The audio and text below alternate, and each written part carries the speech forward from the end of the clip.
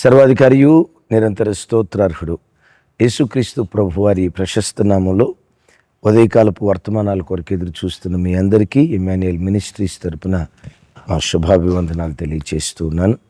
క్రీస్తునందు మాకు అత్యంత ప్రియమైన దైవజనాంగమా, ఎలా ఉన్నారు? అవును, ఈరోజు ఉదయకాలం లేచి ప్రార్థించుకున్నారా? తమ్ముడు, చెల్లి, మిమ్మల్ని గడిచిన రాత్రి అబద్ధం ఆడకుండా చెప్పండి, గడిచిన రాత్రి కుటుంబంలో కుటుంబ ప్రార్థన జరిగిందా? క్రమం తప్పకుండా కుటుంబాల్లో కుటుంబ ప్రార్థనలు జరిగించుకుంటున్నారా? అవును, ఈ 2026 సంవత్సరం మొదటి దినం, ఈ సంవత్సరంలోపు బైబిల్ అంతా చదివి పూర్తి చేస్తాం తీర్మానం చేసుకున్నారు కదా. బైబిల్ చదవటం ఎంతవరకు వచ్చింది? ఎంతవరకు బైబిల్ చదివారో, గడిచిన రాత్రి ఎంతమంది కుటుంబంలో కుటుంబ ప్రార్థన చేసుకున్నారో కింద కామెంట్ బాక్స్లో రాయండి. ఈరోజు రేపు అనగా మంగళవారం, బుధవారం భీమవరం దగ్గర కోమటి తిప్ప మన దైవజనులు సువార్తరాజయ్య గారి పరిచర్యలో వర్తమానం ఇవ్వటానికి నేను భీమవరం కోమటి తిప్ప రాబోతున్నాను. మిమ్మలను, మీ కుటుంబాలను, ఆ ప్రాంతంలో ఉన్న ప్రజలను ప్రేమపూర్వకంగా ఆహ్వానిస్తూ ఉన్నాను. ప్రాముఖ్యంగా 13, 14, 15 తారీఖుల్లో ఏప్రిల్ నెల పటాన్ చెరువులో మీటింగ్స్ కొరకు ప్రార్థన చేయండి. ఏమాత్రం అవకాశం ఉన్నా ఈ మీటింగ్స్లో పాల్గొనడానికి ప్రయత్నం చేయగలరని ప్రేమతో మనవి చేస్తూ, ఈరోజు మంగళవారం ఉదయం 10 గంటలకి సిస్టర్ జ్యోతి జర్మియా యూట్యూబ్ ఛానల్ నుంచి లైవ్ అందించబడుతుంది. తప్పకుండా వీక్షించండి. ఓ దివ్యమైన వర్తమానం. కీర్తనల గ్రంథం 39వ కీర్తన మొదటి చరణం.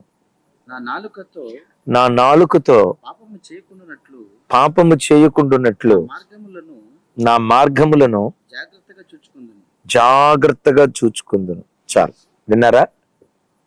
భక్తుడైన దావీదు గారు మాట్లాడుతున్న మాట.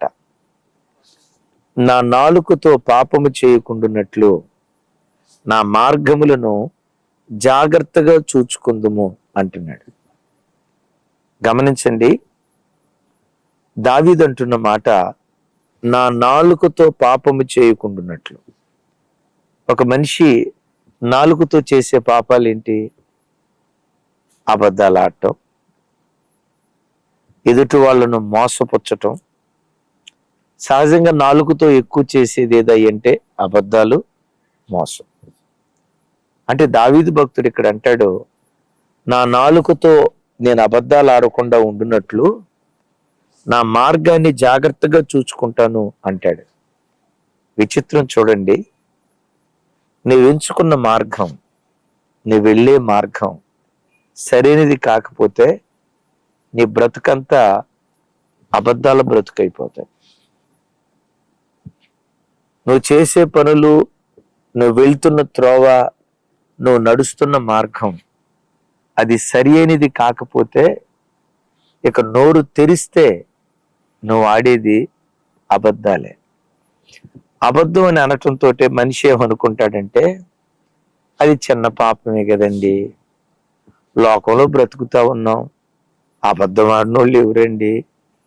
ఏమండి పాస్టర్ గారు, మీరు అబద్ధాలు ఆడరా అని కూడా కొంతమంది పాస్టర్ గారిని ప్రశ్నించే వాళ్ళు ఉంటారు.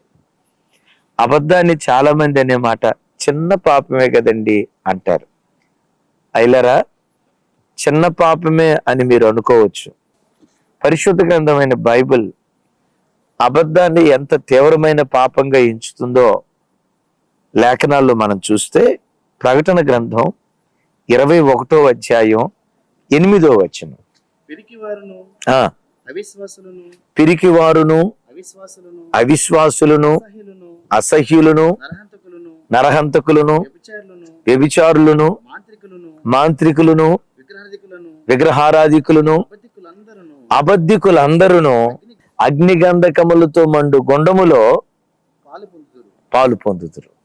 ఇది 2వ మరణం. చూడండి, ఏమన్నాడు? విగ్రహారాధికులు, నరహంతకులు, మాంత్రికులు, అవిశ్వాసులు, పిరికివారు, వ్యభిచారులు, అబద్ధికులందరూ అగ్నిగంధకములతో మండు గుండములో పాలైపోతారు అంటాడు. విన్నారా? అబద్ధాన్ని దేవుడు ఎంత తీవ్రమైన పాపంగా ఎంచాడు అంటే, వ్యభిచారం ఎంత పాపమో అబద్ధం కూడా అంతే పాపం. విన్నారా? విగ్రహారాధన ఎంత తీవ్రమైన పాపమో అబద్ధాల జీవితం కూడా అంతే తీవ్రమైనటువంటి పాపం. నరహత్య ఎంత తీవ్రమైన పాపంగా, నరహత్య అంటే ప్రాణాన్ని తీయటం కదా, నరహత్య ఎంత తీవ్రమైన పాపమో అబద్ధపు జీవితాన్ని కూడా నరహత్యతో సమానంగా ఎంచుతున్నాడు. వాక్యం వింటున్న దేవుని బిడ్డలారా, అబద్ధాలే కదండి, సాధారణమే కదా, మనుషులమే కదా, అబద్ధాలు ఆడకుండా ఎలా బ్రతుకుతాం అని అంటున్నావా? ఈరోజు నేను మీతో చెప్పే మాట, అపవిత్రపు చూపు చూడకుండా నీ కంటిని కాపాడుకోవటానికి నువ్వు ప్రాకులాడినట్లుగా, శరీరం మైలైపోకుండా శరీరాన్ని కాపాడుకోవటానికి ప్రాకులాడినట్లుగా నీ నాలుక అబద్ధం ఆడకుండా ఉండేటట్లు నీ నాలుకను జాగ్రత్తగా నువ్వు కాపాడుకోవాలి. విన్నారా?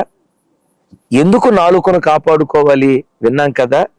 అబద్ధాలాడే ప్రతి వ్యక్తి నరకాగ్నికి పాలవుతున్నట్లుగా దేవుని యొక్క వాక్యం అంటుంది. అబద్ధాలాడేవాడు నరకాగ్ని పాలవటం మాత్రమే కాదు, ఈ భూమి మీదే సాతాను చేత ఆ ఇల్లు బాధించబడుతుంది. ఎందుకో చెప్పంటారా? సాతానుకు పెట్టబడిన పేరేంటంటే అబద్ధమునకు జనకుడు అనే పేరు పెట్టబడింది. విన్నారా?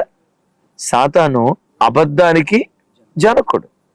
జనకుడు అంటే తండ్రి. విన్నారు కదా? అబద్ధానికి తండ్రి ఎవరంటే సాతాను. తండ్రి ఎవరి దగ్గర ఉంటాడు? కొడుకు దగ్గర ఉంటాడు. తండ్రి ఎవరి దగ్గర ఉంటాడు? తండ్రి కొడుకులు కలిసి ఉంటారు కదా. నువ్వు అబద్ధం ఆడితే సైతాను గాడి నీకు తండ్రి అయిపోతాడు, ఆ సైతాను గాడికి నువ్వు కొడుకు అయిపోతావు. నా ప్రభు బిడ్డలారా, మనం ఎప్పటికీ యేసయ్య పిల్లలుగానే మనం బ్రతుకుదాం.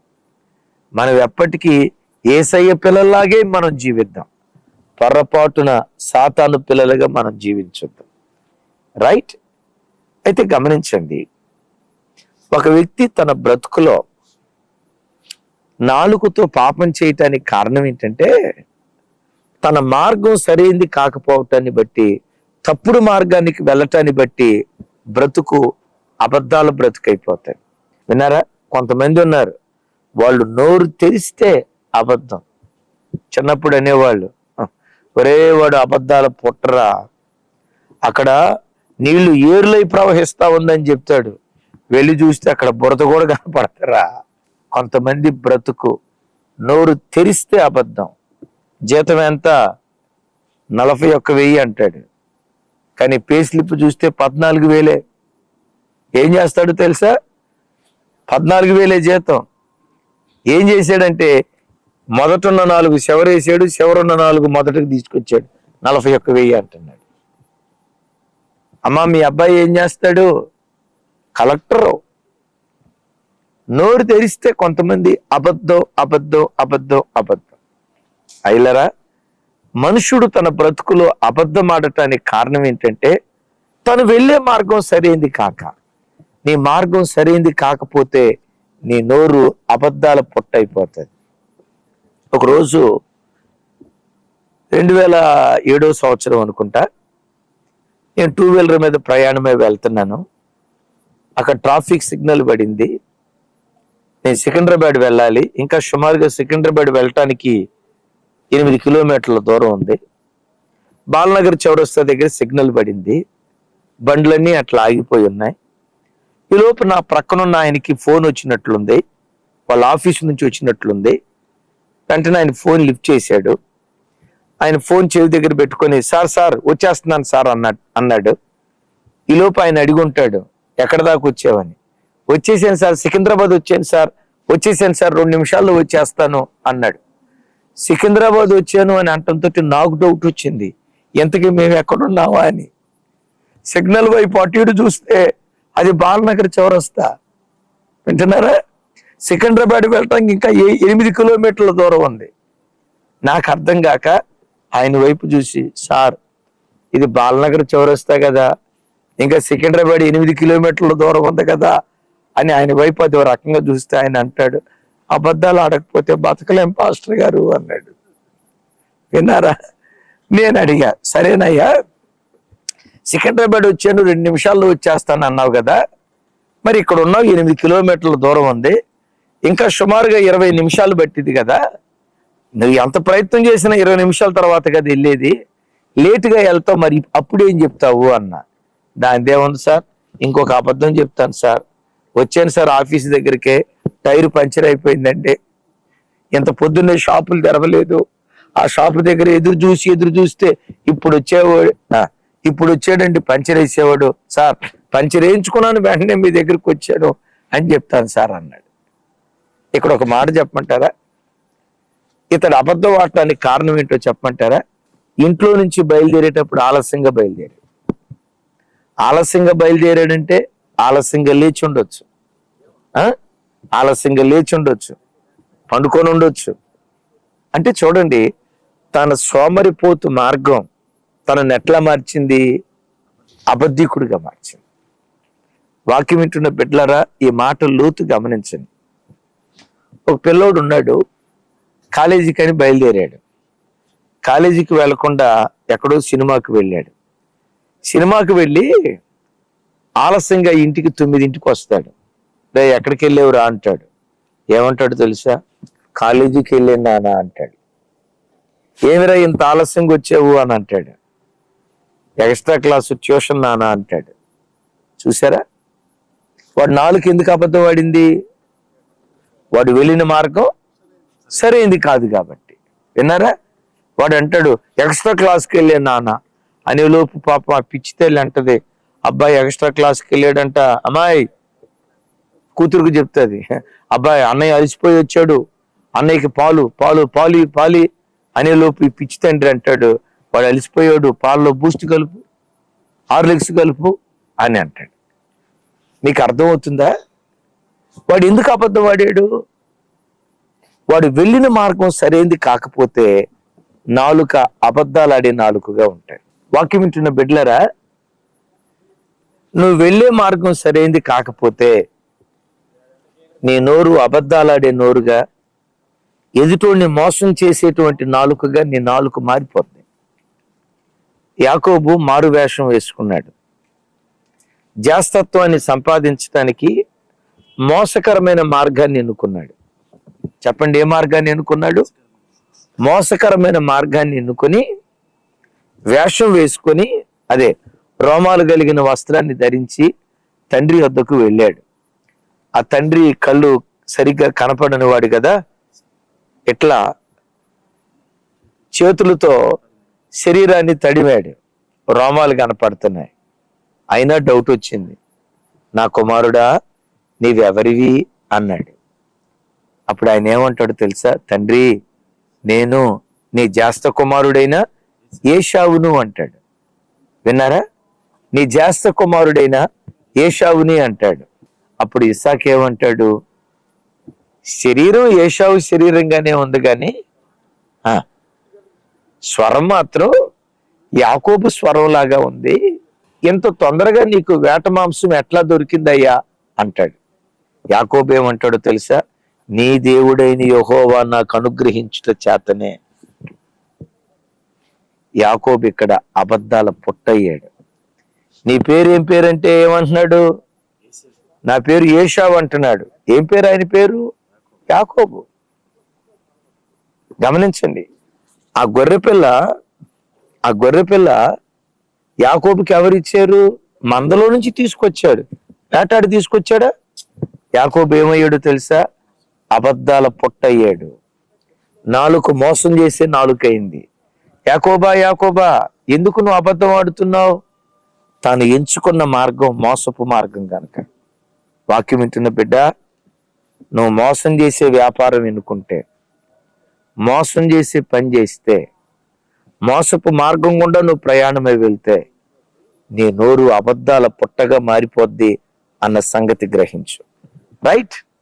చాకచక్యంగా అబద్ధం ఆడి తండ్రి కన్నుగప్పి తండ్రి గుడ్డితనాన్ని క్యాష్ చేసుకొని చక్కగా అబద్ధం ఆడాడు.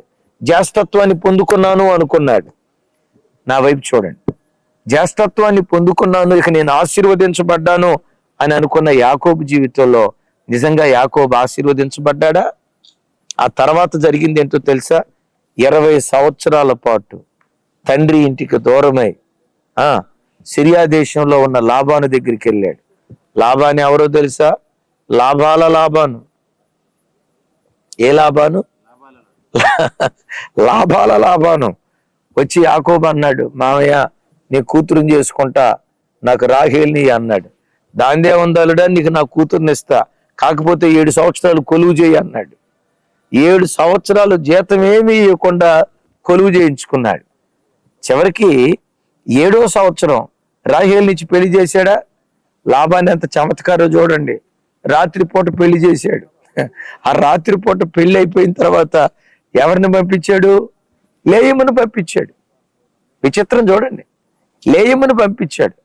తెల్లారి లేచి చూసేసరికి చూడండి, తెల్లారి లేచి చూసేసరికి లేయము కనపడింది. యాకోబు ఎంత మోసపోయాడో చూడండి. యాకోబా, యాకోబా, ఎందుకు నువ్వు మోసపోయావు? యాకోబు ఏమంటాడు తెలుసా? నేను ఏది విత్తానో దాన్నే కోస్తున్నానయ్యా. అక్కడ మా నాన్నను మోసపుచ్చా కదా, ఇప్పుడు నేను మోసపోయాను. అయ్యా, నీ జీవితంలో నువ్వెవరినైనా మోసపుచ్చి అబద్ధాలాడి నువ్వేదైనా సంపాదిస్తే నీకెదురయ్యే ప్రతిఫలం కూడా నిన్ను మోసపుచ్చే ప్రతిఫలం ఎదురవుతుంది. నువ్వు మోసం చేస్తూ అబద్ధాలాడుతూ బ్రతికితే నీ జీవిత ప్రయాణంలో కూడా, నీ ఉద్యోగ స్థలంలో, నీ పని స్థలంలో, నీ వ్యాపార స్థలంలో నిన్ను వంచి నమ్మక ద్రోహం చేసి మోసపరిచేటువంటి వ్యక్తులు నీ బ్రతుకులో తారసపడతారు. జాగ్రత్త. ఒక గుండెలు బ్రద్దలు చేసే మాట మీకు జ్ఞాపకం చేస్తాను. ఏంటంటే, యాకోబు వస్త్రాన్ని చూపించి తండ్రిని మోసం చేశాడు కదా. యాకోబు జీవితంలో కొన్ని సంవత్సరాల తర్వాత అదే వస్త్రాన్ని చూయించి యాకోబు యొక్క 10 మంది కుమారులు యాకోబును మోసపుచ్చారు. ఎట్లాగో తెలుసా? యోసేపు చనిపోకపోయినా యోసేపు అంగీని చూయించి రక్తంలో పులిమి ఆ అంగీని చూయించి, నాన్న ఇది యోసేపు అంగీనేమో చూడు అని నేను చెప్తే ఆ అంగీ చూడటంతో గుండెల విసేలాగా ఏడుస్తున్నాడు. అయ్యో నా కుమారుడా యోసేపా, నువ్వు చనిపోయావా? నీకంటే నేను ముందు చనిపోతే బాగుండేది, మృతుల లోకంలో నీ వద్దకు నేను వస్తే బాగుండని చెప్పి తన కుమారుణ్ణి గూర్చి గుండెలు పిండే బాధాకరమైన సంగతి ఏంటో తెలుసా? 22 సంవత్సరాలు ఏడ్చాడు. విషయం ఏంటో తెలుసా? యాకోబు ఒక్కడు తండ్రిని మోసం చేస్తే యాకోబును 10 మంది మోసం చేశారు. యాకోబు చేసిన మోసం వెంటనే బయటపడింది, కానీ యాకోబు పిల్లలు 10 మంది చేసిన మోసం 22 సంవత్సరాల వరకు బయటపడాల. కారణం ఏంటో తెలుసా? అబద్ధం, అబద్ధం, అబద్ధం. తమ్ముడు, అబద్ధాలు ఆడుతూ బ్రతుకుతున్నావా? ఉద్యోగ స్థలంలో, వ్యాపార స్థలంలో ఎక్కడ చూసినా బ్రతుకు అబద్ధాల బ్రతుకైపోయిందా? లేఖనాల్లో రాయబడిన మాట, అబద్ధములాడు పెదవులు యెహోవాకు హేయం అని రాసి ఉంది. ప్రతి చోట అబద్ధం, అబద్ధం, అబద్ధం, అబద్ధం, అబద్ధాలాడుతూ నువ్వు బ్రతుకుతూ, తమ్ముడా, అదే అబద్ధపు పెదవులతో నువ్వు ప్రార్థన చేస్తే నీ ప్రార్థన దేవుడు ఎట్లా వింటాడయ్యా? నీ పెదవుల నుంచి బయలుదేరిన ప్రార్థన దేవుని సన్నిధికి ఎట్లా చేరిద్దయ్యా? ఒకసారి ఆలోచించు. అందుకనే దావీదు భక్తుడు కీర్తనలో ఒక చోట ఏమని రాస్తాడో చూడండి. 120వ కీర్తన 2వ చరణం. యెహోవా అబద్ధములాడు పెదవుల నుండి యెహోవా అబద్ధములాడు పెదవుల నుండి మోసకరమైన నాలుక నుండి నా ప్రాణమును విన్నారా ఈ మాట?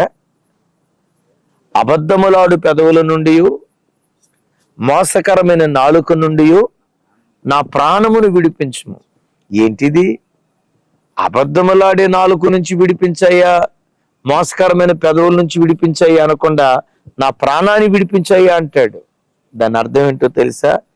నీ నాలుక అబద్ధాలు ఆడేదైతే, నీ పెదవులు మోసం చేసే పెదవులైతే నీ ప్రాణానికి హాని కలుగుతుంది. జాగ్రత్త. అర్థమైంది తమ్ముడు? ప్రాణానికి హాని కలిగిద్ది. ఆ సంగతి దావీదెరిగి అంటాడు, అబద్ధములాడు పెదవుల నుండి మోసకరమైన నాలుక నుండి నా ప్రాణమును విడిపించు. కాపాడు అంటాడు. ఈ వాక్యం వింటున్న ప్రభు బిడ్డలారా చూడండి, అందుకనే దావీదు అంటున్న మాట, నా నాలుకతో పాపము చేయకుండానట్లు నా మార్గములను జాగ్రత్తగా చూచుకుందుము. తమ్ముడు, నువ్వు వెళ్ళే మార్గం సరైంది కాకపోతే, నీ వెళ్ళే మార్గం చెడ్డ మార్గం అయితే, నీ నోరు అబద్ధాల నోరు అయిపోతుంది. అబద్ధాల పుట్టగా నీ నాలుక మారిపోతుంది. చూడండి, బైబిల్లో ఒక అద్భుతమైన సన్నివేశం మీకు గుర్తుకు తెస్తా. ఆయన పేరు గెహజీ. గెహజీ అనే పేరు కొన్ని అర్థం ఏంటంటే దర్శనపు లోయ. విన్నారా? ఈ దర్శనపు లోయ కలిగినటువంటి దైవజనుడు సిరియా దేశపు సైన్యాధ్యక్షుడైన నయమాను దగ్గరికి వెళ్ళి అబద్ధాలు ఆడుతున్నాడు. ఏమంటున్నాడు? అయ్యా, దూరదేశం నుంచి అవనస్తులు వచ్చారు, ప్రవక్తాన్ని దగ్గరికి పొమ్మన్నాడు, వస్త్రాలు కావాలయ్యా, బంగారం కావాలయ్యా అని అంటే అడిగిన దానికంటే ఎక్కువ ఇచ్చాడు. రైట్? తను వెళ్ళిన మార్గం చెడ్డ మార్గం కదా, చెడ్డ మార్గం కాబట్టి ఏమాడుతున్నాడు? అబద్ధాలు ఆడుతున్నాడు. నువ్వు వెళ్ళే మార్గం సరైంది కాకపోతే నీ నోరు అబద్ధాలే ఆడుతుంది. విన్నారా ఈ మాట? సరే, అబద్ధాలు ఆడాడు. తిరిగి వచ్చినప్పుడు ఎలీషా ప్రవక్త అడుగుతాడు, గెహజీ ఎక్కడికి వెళ్ళావు? 2వ రాజుల గ్రంథం 5వ అధ్యాయం 24వ వచనం. మెట్ల దగ్గరకు వారు రాగానే వారి యొద్ద నుండి గెహజీ వాటిని తీసుకుని ఇంటిలో దాచి వారికి సెలవేగా వారు వెళ్ళిపోయింది. ఓకే, అతడు లోపలికి పోయి తన యజమానుని ముందు నిలవగా ఎలీషా వానిని చూచి, గెహజీ నీవు ఎచ్చటి నుండి వచ్చితివని అడిగినందుకు వాడు, నీ దాసుడునైన నేను. చూడండి, మాటలు బాగానే ఉన్నాయి. నీ దాసుడునైన నేను ఎచ్చటికి పోలేదా నేను. చూడండి ఏమన్నాడు? ఎచ్చటికి పోలేదా? ఎక్కడికి పోయాడు? నయమాన్ దగ్గరికి వెళ్ళాడు కదా. వెళ్ళలేదు నయమాన్ దగ్గరికి. బంగారం తెచ్చుకోలేదా? వస్త్రాలు తెచ్చుకోలేదా? అక్కడికి వెళ్ళి ఇప్పుడేమంటాడు? అయ్యో అయ్యో నేను ఎక్కడికి పోలేదు. మరలా అంటాడు, నీ దాసుడని నేను అంటాడు. చూడండి చూడండి, కొంతమంది మాటలు ఎంత తీయగా ఉంటాయంటే బైబిల్లో రాసి ఉంటుంది, తేనె పూసిన కత్తులే అని రాసి ఉంటుంది. మాటలు తీయగా ఉంటాయి, కానీ చేష్టల దగ్గరికి వచ్చేసరికి ముసిని పండు అంత చేదుగా ఉంటాయి. వినావు తమ్ముడు? ఎక్కడికి వెళ్ళావు గెహజీ? ఎక్కడి నుంచి వచ్చావంటే అయ్యో, ఇంకా మానవ భాషలో చెప్పాలంటే నీ మీద ఒట్టు నేను ఎక్కడికి బాలేదయ్యా. ఇంకా అవసరమైతే దేవుని మీద ఒట్టు నేను ఎక్కడికి బాలేదయ్యా. వాక్యం వింటున్న బిడ్డలారా, అప్పుడు గెహజీతో ఎలీషా ప్రవక్త అంటాడు, అంతటి ఎలీషా వానితో, ఆ మనుషుడు తన రథము దిగి నా మనసు నీతో కూడా రాలేదా? ద్రవ్యమును, వస్త్రములను, ఒలివ చెట్లను, తోటలను, ద్రాక్ష తోటలను, గొర్రెలను, ఎడ్లను, దాసదాసీలను సంపాదించుకున్నటకు ఇది సమయమా? కాబట్టి అయ్యయ్యో, నయమానుకు కలిగిన కుష్టు రోగము నీకును నీ సంతతికిని సర్వకాలము. అబ్బా, గుండెలు పిండే బాధాకరమైనటువంటి సంగతి. సర్వకాలము, నీ వరకే కాదు, నీ ఇంటి వారికి సర్వకాలము అది అంటి ఉంటుంది. నువ్వు దుడుచుకోవాలన్న బాదు అంటి ఉంటుంది అని మాట్లాడుతున్నాడు. కారణం ఏంటో తెలుసా? అబద్ధం. అట్లాగని గెహజీ చెడ్డ సేవకుడు కాదండి. గెహజీ అనే పేరుకున్న అర్థం దర్శనపు లోయ. కానీ ఏం జరిగిందంటే వెళ్ళకూడని మార్గంలోకి వెళ్ళాడు, అబద్ధీకుడు అయిపోయాడు. ఈ మాట వింటున్న బిడ్డలారా, అందుకనే దావీదు కన్నీళ్లు విడుస్తూ అంటాడు, యెహోవా నా నాలుకతో పాపము చేయకుండునట్లు నా మార్గములను జాగ్రత్తగా చూసుకుందును. దావీదు తన బ్రతుకులో నాలుకతో పాపం చేయకుండా ఉండేటట్లు తన మార్గాలను చక్కగా చూసుకున్నాడు. విన్నారా? అలా చక్కగా చూసుకోవటాన్ని బట్టే దావీదు తన బ్రతుకులో అబద్ధాలు ఆడకుండా తన నాలుకను కాపాడుకున్నాడు. అందుకని ప్రభు బిడ్డలారా, దావీదును గూర్చి దేవుడు ఏమంటాడో తెలుసా? అతని పెదవులలో నుండి బయలుదేరు ప్రార్థన మానక నేను అంగీకరిస్తున్నాను అంటాడు. ఈ మాట వింటున్న బిడ్డలారా, నీ పెదవులలో నుండి బయలుదేరే ప్రతి ప్రార్థన మానక దేవుడు అంగీకరించును గాక. మీతో ఒక మాట చెప్తాను. ఎప్పుడు డబ్బు సంపాదించడానికి వక్ర మార్గాల్లోకి నువ్వు పరిగెత్తకో, గెహజీలాగా తప్పుడు మార్గాల్లోకి నువ్వు పరిగెత్తకో. నీవు ఆరాధించే నీ దేవుడు ఎవరో తెలుసా? ఈ భూమి మీద నువ్వు సుఖంగా బ్రతకటానికి నీకేమేం కావాలో సమస్తము నీకు ధారాళంగా దయచేసేటువంటి దేవుడు. సింహపు పిల్లలైనా లేమితో అలమటిస్తాయేమో గాని యెహోవాను ఆశ్రయించు వారికి ఏ మేలు కొదువై ఉండదు, దేవుని వాక్యం అంటుంది. ఈ వాక్యం వింటున్న సేవకులారా, విశ్వాసులారా, డబ్బు సంపాదించడానికి తప్పుడు మార్గాల్లోకి వెళ్ళొద్దు. ఎలీషా చూడండి, గెహజీ చూడండి. గెహజీ ధనదాహంతో బ్రతికాడు, ఎలీషా ఆత్మదాహంతో బ్రతికాడు. ఆత్మదాహంతో బ్రతికిన ఎలీషా ఏలియా చేసిన సేవ కంటే రెండంతల సేవ చేశాడు. ధనదాహంతో బ్రతికిన గెహజీ సేవ చేయకపోగా తన బ్రతుకులో తనకు, తన ఇంటి వారికి, తన తరతరాలకు శాపాన్ని తీసుకొచ్చాడు. నీకు తెలుసా? నువ్వు నమ్మకమైన సేవకుడిగా సేవ చేస్తే నీకు కావలసింది నీ కాళ్ళ ముందు దేవుడు పడేస్తాడు. నీకు కావలసింది వెతుక్కుంటా నీ దగ్గరకు వచ్చేటట్లుగా చేస్తాడు.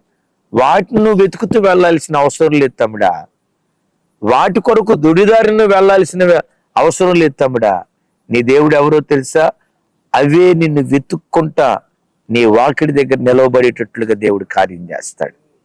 కనుక నీ మార్గాన్ని చక్కగా చూసుకో, నాలుకను జాగ్రత్తగా కాపాడుకో. అట్టి కృప దేవుడు మనందరికీ దయచేయును గాక. ఈ వాక్యం మీరు వినటమే కాదు, అనేకులకు షేర్ చేయండి. కనీసం ఈ దినం 100 మందికైనా ఈ వాక్యం షేర్ చేయండి. ప్రతి వారు తమ బ్రతుకును దిద్దుకోవటానికి ఒక దివ్యమైన సందేశం ఇది కాదా? Thank you. ప్రార్థన చేస్తాను. మీరందరూ కళ్ళు మూసుకోనండి. దేవా మీకు స్తోత్రములు. స్తోత్రం. సర్వశక్తిమంతుడా మీకు వందనాలు. స్తోత్రం. ప్రభా, ఈ యొక్క వర్తమానం ద్వారా నన్నును, నా కుటుంబాన్ని, మా వ్యక్తిగత జీవితాలను పాపానికి ప్రేరేపించబడే నాలుగు ద్వారా జరిగే పాపమును చాలా క్లియర్ గా మేము వినగలిగాం ప్రభా. అవును ప్రభా. పాపములన్నిటిని క్షమించి పరిశుద్ధపరిచి ఆమేన్. నాలుక ద్వారా ఏ ఏ విషయాలైతే, ఏ ఏ ప్రాంతాలైతే మేము అపవిత్రపరిచామో వాటన్నిటిని క్షమించి దీవించమని యేసు నామములో ప్రార్థించి అడిగి పొందుకొని ఉన్నాం మా పరమ తండ్రి. ఆమేన్. తండ్రి అయిన దేవుని ప్రేమ, కుమారుడైన యేసుక్రీస్తు వారి దివ్య కృప, పరిశుద్ధాత్మ దేవుని సహవాసం మనకు సకల పరిశుద్ధులకు సదా తోడయుండి నడిపించునుగాక. ఆమేన్. ఆమేన్. Thank you. కృపా సమాధానములు మనందరికీ తోడయుండునుగాక.